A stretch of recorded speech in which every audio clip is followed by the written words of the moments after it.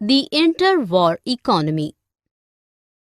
The First World War, 1914 to 18, was mainly fought between two power blocs.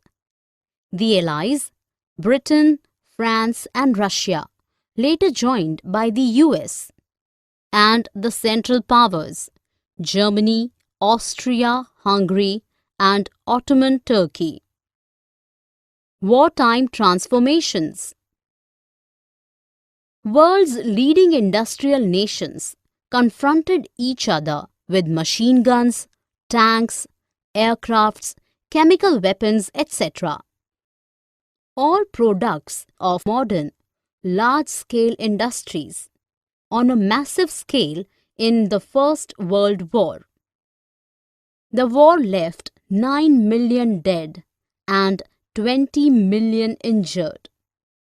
It reduced the able-bodied workforce in Europe, depreciating household incomes. While men were engaged in war, women took up supposedly male jobs in factories. Economic ties between some dominant economic powers also ended with the war.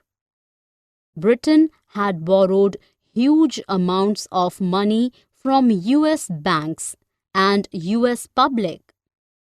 Post-war, US became an international creditor. US government and citizens owned more overseas assets than other governments or citizens owned in the US.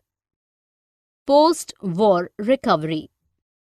While Britain, the world's largest economy, was occupied with war, industries developed in India and Japan.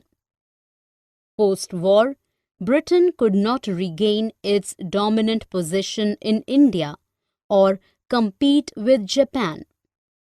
Huge loans taken from the US made Britain a debtor country.